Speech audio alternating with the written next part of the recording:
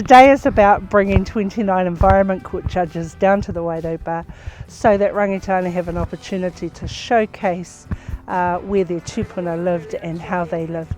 It's an important site for us, it's a site of significance, and when Rangitane came and repatriated 60 of their tupuna here as part of their settlement in 2009, a decision was made to tell people about this place so that everybody has the opportunity to know the story of New Zealand's first settlers, how they lived, and then they get to protect it and look after it and share it with the rest of the country. I came here today to support my cousins Richard and Judith, but also to represent Rangitane.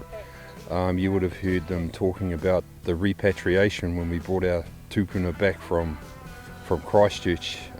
I was actually a part of the Ope Tūtaua, or I guess you would call them the Guard of Honour or the Warriors. So I've run this ground in bare feet with my taiaha, so it's quite important that I come back and keep reconnecting here. And it's also really good for me to see groups of people coming here and learning about our history. I'm Judge Smith with the Environment Court. We've come on a site visit here as part of our annual conference to see the Rangitane site and the Wairau Bar.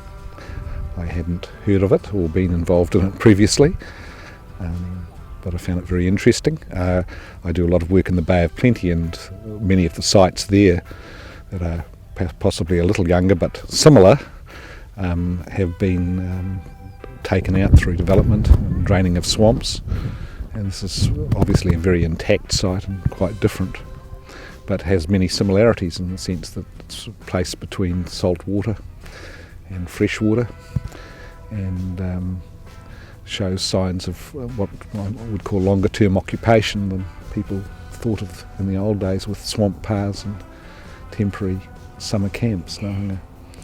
So this is obviously a much more permanent and intergenerational site.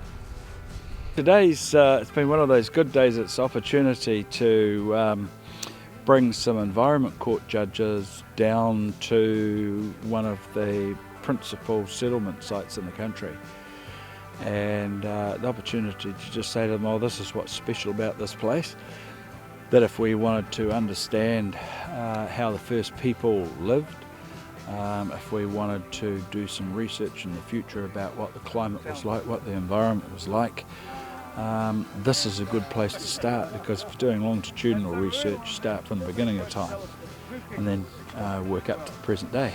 And it's all here, and you don't have to dig too far to find it.